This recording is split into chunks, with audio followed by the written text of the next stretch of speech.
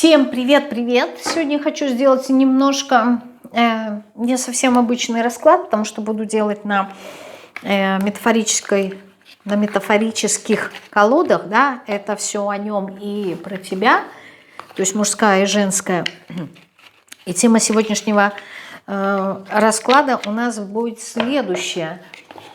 Когда вы поняли, что жизнь несправедлива, очень многие люди говорят о том, что жизнь несправедлива. Ну, давайте мы с вами сегодня попробуем разобраться в этой теме и посмотреть, да, почему вы так считаете. Почему есть такое понятие, да? То есть, что случилось в тот момент, когда вы поняли, что жизнь несправедлива? То есть, вы же изначально не задумывались о том, да, когда родились до какого-то определенного возраста, что жизнь несправедлива. То есть, откуда, да, появилось? Что случилось тогда, когда вы поняли, что жизнь несправедлива? Что случилось тогда? Интересная такая карта.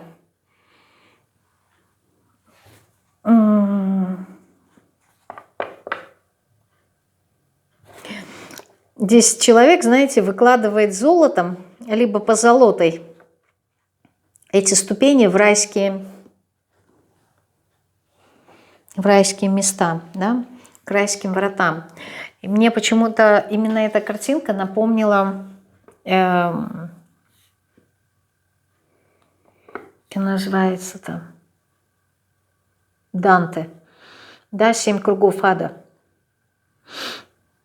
Тот момент, когда Данте как раз-таки подходил к чистилищу, к 2-му уровню, когда он вышел из ада. И здесь такое ощущение, что как будто бы вы прикладывали какие-то усилия в надежде на то, что вам что-то откроется, а в конечном итоге это все было зря. Почему? Потому что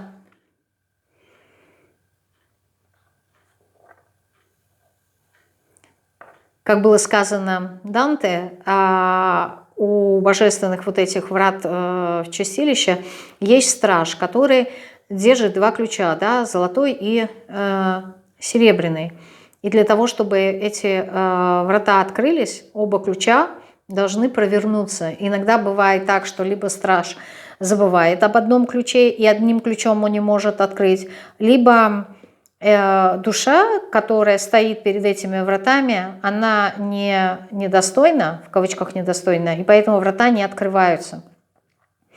То есть здесь, возможно, человек работал над чем-то, да, то есть что-то делал, и ему казалось, что он все делает правильно, и таким образом он придет туда, куда он хочет, но в конечном итоге что-то не получилось, да, но здесь человек как будто бы не видит, как бы так сказать правильно, он видит как будто бы одну сторону медали, да, что вот то, что я делал, это было правильно, это было справедливо. И несправедливость заключалась в том, что я не получил того, чего я хотел.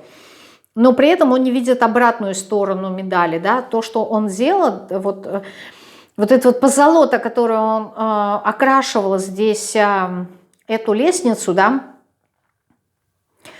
она по сути и не нужна. Вот какие-то лишние... Как это правильно сказать? Возможно, человек находился в каких-то иллюзиях. Возможно, здесь человек делал то, что не нужно было. Это было лишнее. Ну, то есть зачем в райском саду вот эти вот золотые ступени? Да? То есть золото – это, с одной стороны, метафора состояния души, такого, знаете, наивысшего, да, потому что, опять же таки, в алхимии идет алхимический процесс, когда мы облагораживаем простой металл, доводим его до состояния золота, а душу мы настолько, ну, в кавычках, прокачиваем, говоря сленгом, да, что человек становится совершенным. Вот здесь вопрос именно того, что акцент был сделан больше как-то вот на какую-то выгоду вашу и на ожидание того, что вот если я прикладываю усилия, здесь была какая-то вот уверенность, понимаете, то есть что-то негативное, как тень, здесь проходит. Но чтобы была уверена, либо был уверен, что я получу это. Почему? Потому что, ну, я же трудился. И здесь хотелось бы сказать, что, ну, не факт, да, потому что вот те действия, которые вы делали, в большей степени, как выгода, она нужна была вам.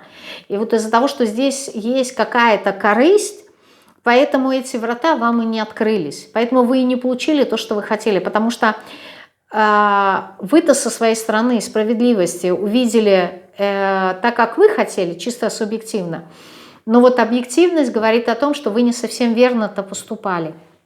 Здесь что-то такое. Что еще с вами тогда случилось, когда вы поняли, что жизнь не справедлива? Ну вот ощущение того, что вы не вышли как будто бы победителем, понимаете? Вы не получили то, что свой какой-то лавр, да, потому что вы надеялись, прикладывали какие-то усилия, мечты. То есть ощущение того, что вы разочаровались, у вас были ожидания, и ваши ожидания не оправдались. Но не факт, что ожидания должны оправданы быть, да, то есть вот здесь мальчик, он играет там самолетик, да, и у него мечты о том, что этот самолетик, он полетит. Но ведь эта игрушка, это же бумажный самолетик, это же не настоящий, у него есть вариант, если он неправильно сложен, да, сделан, он и не полетит. Будет ли мальчик разочаровываться? Конечно, потому что у него есть надежда на то, что он полетит. Но это субъективно, а объективно он может и не полететь. И поэтому сказать, что является ли вот этот вот полет или нет справедливым, ну, с точки зрения, опять же таки, объективности, да, это справедливо, что он не полетел, потому что, ну, неправильно был этот самолетик сложен, либо птичка, что здесь сделано. Но с точки зрения субъективности этого мальчика, то да, я же все правильно сделал, это же самолет, а самолет должен летать, все. То есть есть некое такое убеждение, что птицы летают, а животные ползают. А если это дракон, к примеру, да, то кем он является? Птицей, потому что у него есть крылья, либо он все-таки животное, да, млекопитающее. К какой категории его отнести? Вот здесь вот примерно что-то такое. И вот в момент, когда вы не получили то, чего вы ожидали, а то, что вы ожидали, оно иллюзорно. Вы начали разочаровываться и восприняли жизнь как несправедливость, потому что вы не получили того, чего вы хотели. А почему вы сделали такой вывод, да, вот, что жизнь несправедлива? Хотя, в принципе, я уже сказала, но почему вы сделали вывод, что жизнь несправедлива? Потому что вам стало больно. А больно кто сделал вам? Сделали вам жизнь, реальность, боль? Либо вы сами себе сделали больно? Есть ли здесь на картинке какой-то другой персонаж? Нет. Здесь есть девушка, которая с мечом сама себе сделала больно. Почему? Потому что были ожидания. И жизнь нас учит, да, смотреть на мир открытыми глазами и реальными, а не впадать в иллюзии. Еще почему вы сделали вывод, что жизнь несправедлива? Ну, возможно, здесь у вас есть ощущение того, что было совершено какое-то предательство, как вариант, да, что, ну, в общем, неважно, о какой ситуации идет здесь речь, сколько важно само понятие того, что то, что я хотела, я этого не получила. А то, что вы хотели, оно и не совсем объективно, вы в этом направлении и не смотрите. Почему еще вы сделали такой вывод? Ну, здесь, если это касается личной жизни, да, то я могу предположить, да, либо дружбой, да, что вот то, что я сказала, предательство, что, возможно, как правило, когда мы вступаем в какие-то отношения, у нас есть вот это чувство, что это навсегда. Является ли навсегда иллюзией? Конечно, является. Но в тот момент, когда мы это все проживаем, нам кажется, что это настолько реально, что вот мы навсегда будем вместе. Будь то это дружба, да, будь то это какие-то любовные отношения, либо еще что-то. То есть, ну, смысл, в принципе, я вам рассказала, а картинки просто дают это подтверждение. И здесь как рекомендация я бы сказала, что, ну, учитесь жить в реальности, да, не надо витать в облаках, не надо ожидать того, чего, ну, априори не может быть. И здесь не о том, что не нужно мечтать, а здесь о том, что не нужно впадать в иллюзии. Вот так я бы сказала, да, разрушайте свои иллюзии. Давайте посмотрим, какой нам совет карты дадут. Будьте целостными, да. будьте целостными. Здесь, видите, человек берет от себя частичку пазла, да, лишает себя чего-то, вот этой целостности, и дает, подкармливает, опять-таки, да, птицы, полет, иллюзия, подкармливает свои иллюзии. Не кормите собой иллюзии, которые, ну, ни к чему хорошему не приведут. Будьте лучше целостными. Еще какой здесь совет?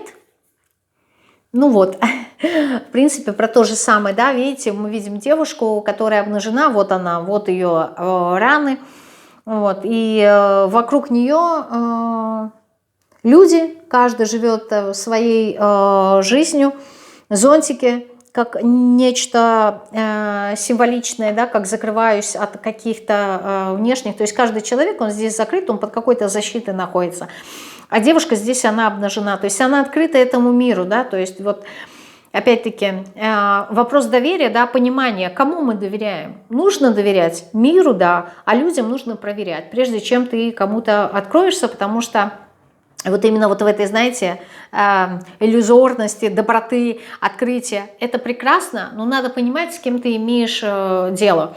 То есть, если ты заходишь в клетку ко льву, то ты должен понимать, что в первую очередь, да, лев – это дикое животное. И да, пускай оно живет в зоопарке, никогда не охотилась для того, чтобы выжить, но инстинкт у нее все равно животного остается. Оно в любой момент может тебя порвать, даже если ты кормишь всю жизнь этого льва. То есть вот здесь вот эта вот метафора, она очень-очень краски уместна. Помните об этом.